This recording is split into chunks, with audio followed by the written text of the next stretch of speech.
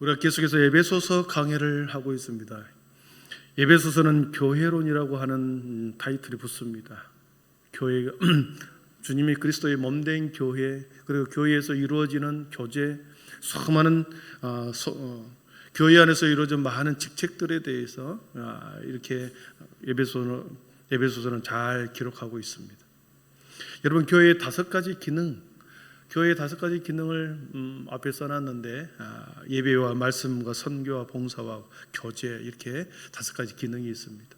첫 번째, 예배와 말씀은 하나님과 내 사이의 관계죠.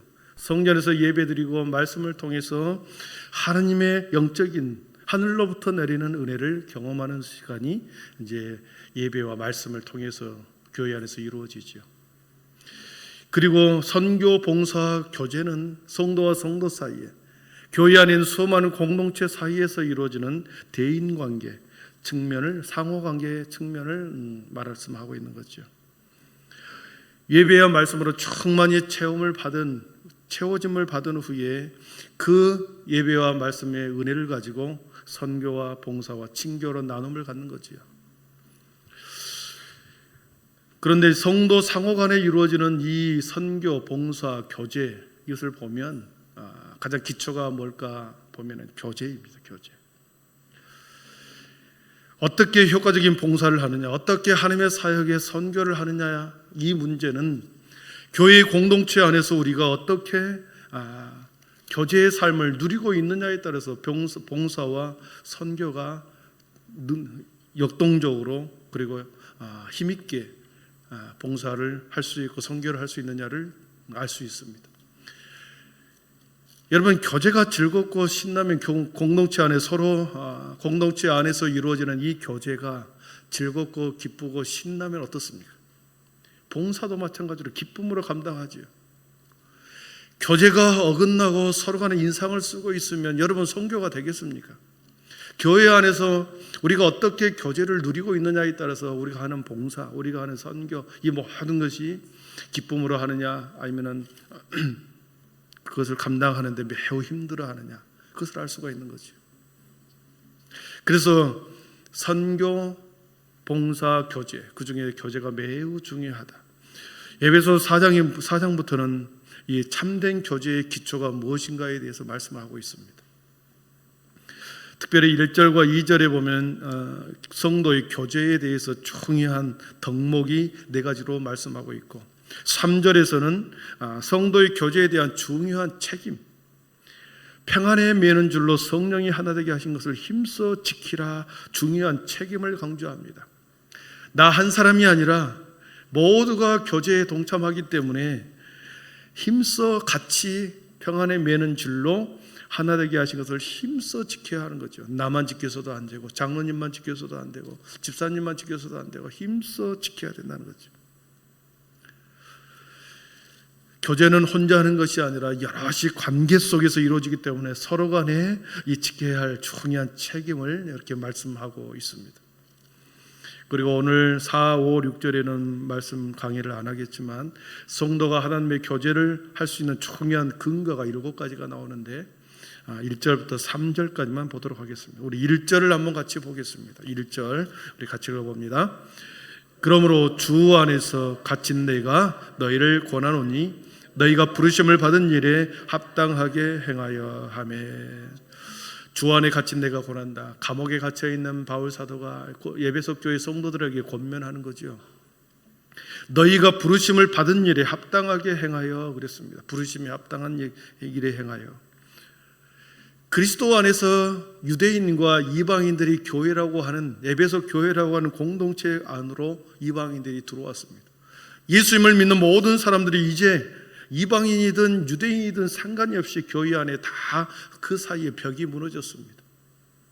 어느 누구도 예수 그리스도를 구주로 고백하는 모든 자가 교회로 들어올 수 있었던 거죠. 그래서 어떻습니까? 유대인들의 혈연적인 공동체에서 이제는 모든 보편적인 우주적인 사람들이 교회 안에 들어오게 된 것입니다. 그래서 이질적인 사람들이 모이게 된 거죠. 한때는 멀리하고 거부했던 이방인들이 교회 안에 이제 들어왔습니다. 여러분, 이 교회 안에 들어오면 이 사람들을 어떻게 품을 것인가? 한 형제가 되었고 그리스도로 인하여 한 자매가 되었고 한 몸이 되었는데 함께 어우러져야 되는데 이질적인 상태로 그대로 있으면 되겠습니까? 하나가 되지 못하겠죠. 그래서 어우러지게 되면서 교회를 이루어가는 데 있어서 바울 사도는 가장 먼저 중요한 것이 부르심에 합당하게 살아가면서 서로 어떻게 교제하는가, 교제할 때 서로의 필요한 중요한 삶의 덕목이 무엇인가, 서로가 서로를 껴안고 서로가 서로를 품어낼 때 교제의 덕목이 어떤 덕목이 있는가, 그것을 말씀하고 있는 거죠. 사랑하는 성도 여러분, 저와 여러분들은 혼자 사는 삶이 결코 아닙니다. 어떤 형태로든지 저와 여러분들은 공동체 속에 다 포함되어 있습니다. 뭐 산악회를 가입했든 취미 활동으로 하든 아니면 직장 생활을 하든 영적인 공간에서 교회 안에서 신앙생활을 하든 어떤 형태로든지 우리 모두는 공동체라고 하는 그 속에서 살아가죠. 공동체 안에서 살아가는데 특별히 그리스도의 몸된 교회 안에서 어떻게 교제하는 데 있어서 부르심에 합당한 행동을 할 것인가, 이질적인 사람들이 모여서 동서남북에서 사람들이 몰려와 하나가 돼 교회로 하나로 뭉쳤는데 이 사람들이 어떻게 부르심에 합당하게 행동할 수 있을 것인가, 교제의 삶, 그리고 각 성도의 성품의 중요한 교제의 덕목을 오늘 바울 사도는 4가지로 말씀합니다. 우리 2절을 한번 보겠습니다. 2절 같이 한번 읽어봅니다. 2절입니다. 시작. 모든 겸손과 온유로 하고 오래 참음으로 사랑 가운데서 서로 용납하고. 아멘. 여러분, 어느 날 그리스도 안에서 아름다운 교제를 나누던 성도들의 사귐이 깨어졌다, 분열이 됐다, 서로 아픔의 상처를 가졌다, 그런 일이 벌어졌을 때 어떻습니까? 내면을 들여다보면 그 안에 분명히 틀림없이 교제하고 있던 사람들끼리, 교제하고 있는 사람들 가운데서 어떤 사람이 온유함을 깨트려버린 사람이 있지요. 누군가가 오래 참지 못했기 때문에 그 공동체에 아픔이 있는 것이고, 누군가가 서로 용납하지 못했기 때문에 그 모임과 공동체가 갑자기 깨어지는 경우를 보게 되죠. 성도의 교제를 교제답게 형성하는 데 있어서 그리스도인의 덕목이 매우 중요한데, 오늘 첫 번째 교제 덕목은 바로 겸손함입니다. 겸손함. 여러분, 겸손이라는 단어는 낮아짐이라는 거고, 하나님 앞에서 자기를 낮추는 것을 겸손이다 그러죠. 겸손은 하나님 앞에서 자신이 피조물이라는 것을 인정하는 것이 겸손입니다. 내가 피조물이라는 사실을 망각할 때 우리는 교만하게 되고 겸손하지 않게 됩니다. 마귀가 에덴 동산에 처음 인간에게 뭐라고 속삭입니까? 너희가 그것을 먹는 날에는 너희 눈이 밝아져 하나님같이 될 것이다. 하나님같이 되리라. 마귀가 인간에게 첫 번째 속삭이는 단어가 너희가 하나님과 같이 될 것이다.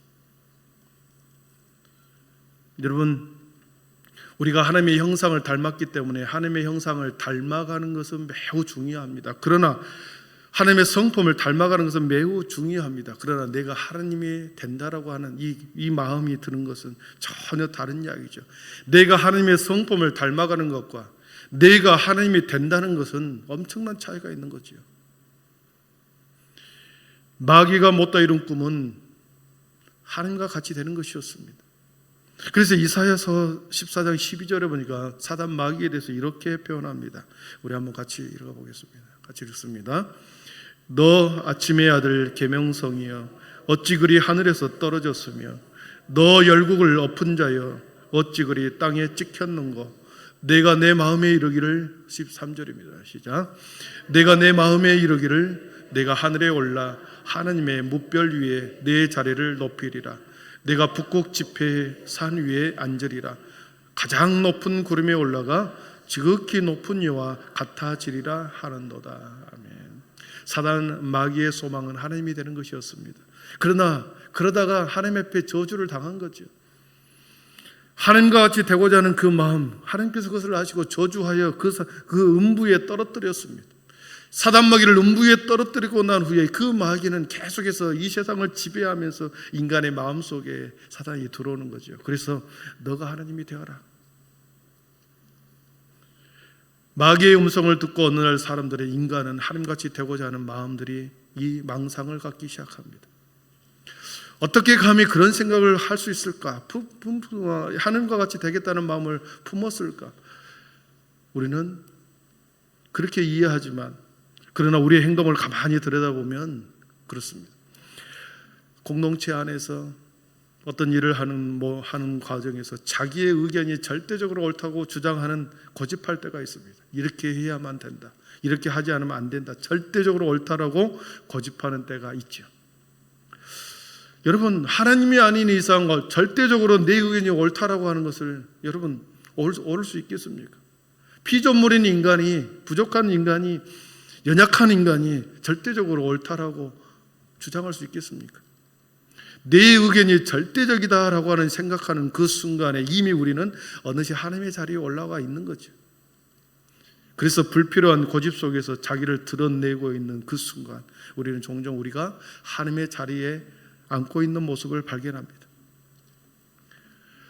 여러분, 성경에서는 원수를 갚는 것을 금하라 그랬습니다. 원수 갚는 것을 금해라. 로마서 12장 19절 한번 보겠습니다. 같이 읽습니다. 내 사랑하는 자들아, 너희가 친히 원수를 갚지 말고 하나님의 진노하심에 맡기라. 기록되었으되 원수 갚는 것이 내게 있으니 내가 갚으리라고 주께서 말씀하시니라. 아멘. 우리가 상처를 주고 어떤 아픔을 준 거에 있어서 우리가 복수를 하고 우리가 그의 원수를 갚으려고 하는 것, 누군가를 심판하고 정죄하는 것은 하나님만이, 완벽한 하나님만이 할 수 있다라는 말씀인데, 내가 원수를 갚는 것, 내가 복수하는 것은 원래 피조물인 우리가 할 수 없다라는 거죠. 완전하신 하나님만이 원수를 갚을 수 있다. 그래서 하나님의 진노하심에 맡겨라. 원수 갚는 것은 나에게 있다. 어느 순간 우리는 우리 자신이 다른 사람을 비판하고 판단하고 완전한 자리에 올라와 있는 그 모습을 발견하게 됩니다. 사람을 판단하는 거죠. 계속해서 다른 사람이 절대적으로 잘못되었다는 것을 그렇게 판단하고 자기가 마치 의로운 자리에 앉아 있는 것처럼 이렇게 하는 그 순간 우리는 하나님의 자리에 앉아 있는 거죠. 그래서 우리는 피조물이라는 사실을 인정할 때, 내 자신이 연약한 피조물이라는 것을 인정할 때 비로소 우리는 인격적 자질의 겸손함이 나오는 겁니다. 바울 사도가 공동체 안에서 교제가 이루어지기 위해서 첫 번째 가장 중요한 덕목을 겸손이라고 그랬습니다. 겸손의 자리에 나아가는 것, 그것이 교제의 첫 번째 출발이다. 함께 공동체 안에서 교제가 이루어지기 위해서는 서로 겸손하는 것, 겸손이 교제의 출발점이 되는 것이다. 우리는 실수할 수 있고 잘못을 저지를 수 있고 잘못 판단할 수 있는 불완전한 존재이기 때문에 그것을 인정하고 겸손을 바탕으로 그리스도의 교제가 시작될 수 있다는 것을 말씀하고 있습니다. 교제의 첫 번째 덕목은 겸손이다. 두 번째, 교제의 중요한 덕목 두 번째는 온유함이다 그렇습니다. 우리 2절을 다시 한번 읽어보겠습니다. 2절 같이 읽습니다. 모든 겸손과 온유로 하고 오래 참음으로 사랑 가운데서 서로 용납하고, 모든 겸손과 온유로 하고 그랬습니다. 온유함, 강함을 절제함으로 나타나는 부드러움을 말하는 것입니다. 내가 충분히 강하고 힘이 있고 능력이 있는데 이것을 절제함으로 부드러움으로 나타나는 것이 온유함입니다. 굉장한 힘이 어떤 일정한 방향을 향하여 조절되어 나타나는 상태가 온유함입니다. 오랜 시간 동안 훈련된 절제가 바로 온유함이죠. 여러분, 사나운 짐승 훈련시킬 때 그렇잖아요. 예전에 말씀드린 것처럼 말이나 소를 길들일 때 그 힘 있는 소, 그 사나운 말을 계속 훈련시키고 굉장한 힘이 있는 그 말과 소를 일정한 방향으로 향하여 조절되어 가도록 나타나는 상태를 온유함이라는 거죠. 그래서 처음에 이 소와 말을 콧부리를 들여서 계속 훈련하다 보면 일정한 방향으로 그 힘을 쏟아가는 것을 알 수 있죠. 그래서 주인이 시키는 대로. 온유라고 하는 것은 그런 것입니다. 오랫동안 훈련되어 다넘어지는 인격이 온유함이었습니다. 교제에 있어서 이 온유함이 두 번째 덕목이라는 거죠. 온유하지 못할 때 우리는 폭발합니다. 공동체 안에서 온유함으로 모든 성도들 사이에 이 교제가 이루어져야 하는데 폭발했다. 조정하는 힘을 잃어버렸다. 절제하는 힘을 잃어버렸을 때 폭발하게 되는 거죠. 그러면 어떻습니까? 교제가 깨어질 수밖에 없겠죠. 마태복음 5장 5절에 보니까 온유한 자는 복이 있나니 저희가 땅을 기업으로 받을 것이며 그랬습니다. 땅을 기업으로 받을 것이며. 여러분 부자 되고 싶습니까? 누군가에게 하나님께서 우리가 누군가에게 일감을 맡기려고 할 때, 뭔가를 일을 맡기려고 할 때 그 일감을 맡기기에 제일 피하고 싶은 사람이 누구일까요? 이 일을 맡기는 게 매우 부담스러워. 저 사람에게 맡긴다는 것이 마음에 내키지 않아. 불안정한, 안정성이 없는 사람에게 맡길 수 없죠. 불안정한 사람, 어디로 튈지 모르는 성격을 가진 사람, 오늘 좋았다가 내일을 또 갑자기 사납게 변해버리는 사람, 종잡을 수 없는 사람, 위태위태한 사람, 불안한 사람에게는 우리가 일을 맡기지 못하는 거죠. 하나님의 일도 그렇습니다. 온유한 자는 복이 있나니 저희가 땅을 기업으로 받을 것이다. 하나님께서 기업을 주는 것은, 하나님의 사역을 맡기는 것은 그 사람이 온유할 때 충분히 하나님의 말씀으로 훈련된 자들에게 맡길 수 있기 때문에 하나님의 기업을 맡긴다는 거죠. 그러므로 하나님께 복종함으로 비로소 온유함이라는 인격적 자질이 형성되고, 그 온유함으로 공동체 안에서 서로 교제할 때 우리가 그 공동체를, 그 그리스도의 몸된 교회를 온전히 세워갈 수 있는 것이죠. 첫 번째는 겸손이요, 두 번째는 온유함이었습니다. 이 온유함은 예수 그리스도가 자신이 나는 마음이 온유하고 겸손하다 그랬습니다. 예수 그리스도가 온유하고 겸손함을 친히 보여주었습니다. 교회가 무엇입니까? 그리스도의 몸이죠. 예수 그리스도의 몸된 몸이 곧 교회이죠. 교회는 예수 그리스도가 주인이고 그 주인이신 예수님이 나는 온유하고 겸손하다 그랬기 때문에 교회 안에 있는 모든 성도들은 주님의 성품을 닮아가서 교회 안에 온유함과 겸손함으로 서로 교제가 이루어져야 할 때 서로 상호간에 그리스도를 닮아가는 그런 공동체가 된다는 것이죠. 교제의 중요한 덕목 세 번째는 오래 참음입니다. 오래 참음. 우리 2절을 다시 읽어보겠습니다. 2절 같이 읽습니다.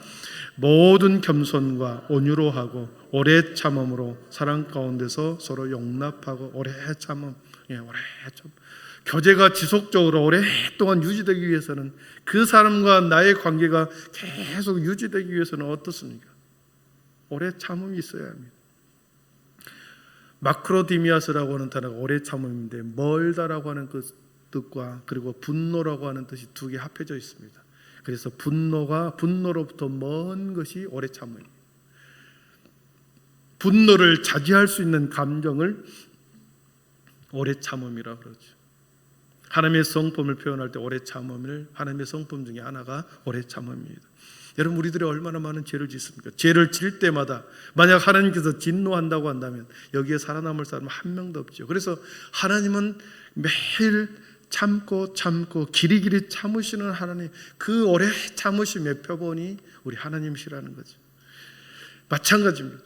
공동체 안에서 우리의 교제가 끊어지지 않고 오랫동안 유지되기 위해서는 다른 지체를 향하여 우리가 계속해서 참아주는 것입니다. 오래 참아주는 것입니다. 자신을 위해 지체들을 향해서 오래 참음으로 공동체가 이렇게 오랫동안 유지될 수 있는 거죠. 교제의 중요한 덕목 세 번째는 오래 참음이었습니다. 네 번째, 교제의 중요한 덕목은 서로 용납함입니다. 우리 2절 다시 제가 읽어드립니다. 모든 겸손과 온유로 하고 오래 참음으로 사랑 가운데서 서로 용납하고 그랬습니다. 용납하다, 그대로 받아들인다, 있는 그대로 받아들인다. 그것이 용납이죠. 여러분, 부부 생활이 힘들어지는 이유가 뭐겠습니까? 결혼을 했는데 부부 생활이 힘들다. 상대방을 자꾸 자기 편으로, 자기 뜻대로, 자기에게 맞춰 주기를 원하는 그런 마음이 있기 때문에 서로 갈등이 있는 거죠. 아내가 이렇게 했으면 이렇게 하기를 바라고, 남편이 이렇게 해줬으면 좋겠는데, 이렇게 바뀌었으면 좋겠는데, 계속 자기 쪽으로, 자기 편으로 끌어오려고 할 때 갈등이 생긴 거죠. 교회 공동체 안의 교제도 그렇습니다. 100이면 100, 1000이면 1000, 성격이 다 다를 것이고 성향이 다 다른데 어떻게 하나로 맞춰라고 할 수 있습니까? 나에게 맞춰라고 말할 수 있겠습니까? 그래서 바꾸는 것이 아니라 그대로 인정해 주는 것, 이해와 관대함으로 그대로 받아들이는 것, 용납하는 것, 이것이 교제의 중요한 덕목이라는 거죠. 있는 모습 그대로 받아들이고 사랑으로 용납해 주고 수용할 때 그 공동체는, 주님의 몸된 교회는 온전히 아름답게 평안하게 세워질 줄 믿습니다. 예수님께서 탕자의 비유를 통해서 떠난 아들을, 둘째 아들에 대해서 너 행동을 고치고 너 잘못된 것을 나에게 반성하고 뉘우치고 떳떳한 인간이 되면 내가 받아주겠다는 것이 아니라 있는 모습 그대로, 추한 모습 그대로, 실패한 모습 그대로 아버지가 받아주는 것, 이것이 용납이죠. 여러분, 교회 안에는 다양한 사람이 있습니다. 나이 드신 어르신도 있고 어린아이도 있고 많이 배운 사람이 있고 적게 배운 사람이 있고 부주의한 사람도 있고 주의가 매우 밝은 사람도 있고 너무나도 다른 모습 속에 있습니다. 그런 다양한 모습 속에서 여러분 그 사람을 그대로 인정하는 것, 용납해 주는 것, 이것이 교제의 중요한 덕목이라는 거죠. 사랑하는 성도 여러분, 그렇습니다. 바울 사도는 이 교제의 4가지 덕목을 에베소 교회에게 말씀해 주었습니다. 에베소 교회만 말씀해 주겠습니까? 오늘 살아가는 우리 한빛교회의 모든 성도를 향해 주시는 하나님의 말씀인 줄 믿습니다. 너희가 모든 겸손과 온유로 오래 참음으로 사랑 가운데 서로 용납하여 한빛교회를 세워가라. 이거 우리에게 주신 말씀 아니겠습니까? 그러면서 3절에 이렇게 말씀합니다. 3절 읽고 말씀을 정리하겠습니다. 3절 같이 읽어봅니다. 평안에 매는 줄로 성령이 하나 되게 하신 것을 힘써 지키라. 아멘. 여러분, 공동체 안에 서로를 연결해 주는 것이 뭐겠습니까? 앞에서 말한 4가지 덕목이지만 실은 성령님이었습니다. 성령 하나님이 내가 예수 그리스도를 고백하고 저 사람도 예수 그리스도를 고백한 그 사람 속에는 다 성령님이 계시죠. 그래서 성령님을 통하여 평안의 줄로 계속해서 모든 사람들을 하나로 묶어주는 거죠. 이 묶여있는 이 평안의 줄로 하나 되게 하신 것을 끊지 말고 힘써 지키라고 말합니다. 겸손으로, 온유함으로, 그리고 오래 참음으로, 그리고 뭡니까? 제가 막 용납하는 것으로 서로 그 줄이 끊어지지 않도록 서로 힘써 지키라고 하는 거죠. 성도의 교제가 깨어지지 않고 하나님의 가족이 분열되지 않도록 너희가 힘써 성령이 하나 되게 하신 것을 힘써 지키라 말씀하십니다. 나만 지켜서도 아니고 옆에 사람만 지켜서라고 말하지 않고 모두가 힘써 지킬 때 교회 모든 성도와 모든 교회는 더욱 윤택하고 풍요롭고 그리고 영광스러운 하나님의 교회로 만들어가게 될 줄 믿습니다. 바울 사도는 결론적으로 부르심을 받은 모든 지체들에게 겸손함과 온유함과 오래 참음과 그리고 서로 용납함으로 교제를 이루어가라. 이 교제는 성령님을 통해서 평안에 매는 줄로 성령님께서 하나 묶어주었다. 평안에 매는 줄, 사랑의 줄로, 겸손의 줄로, 온유함의 줄로, 오래 참음의 줄로 너희들을 묶었으니 힘써 이것을 지켜라. 사랑하는 성도들은 바울 사도가 에베소 교회 감옥에서 에베소 교회에게 주시는 말씀이지만 오늘을 살아간 저와 우리에게 주시는 말씀인 줄 믿습니다. 사랑의 줄로 꼭꼭 매어 있어라. 겸손의 줄로 묶어라. 온유함의 줄로 단단히 묶어라.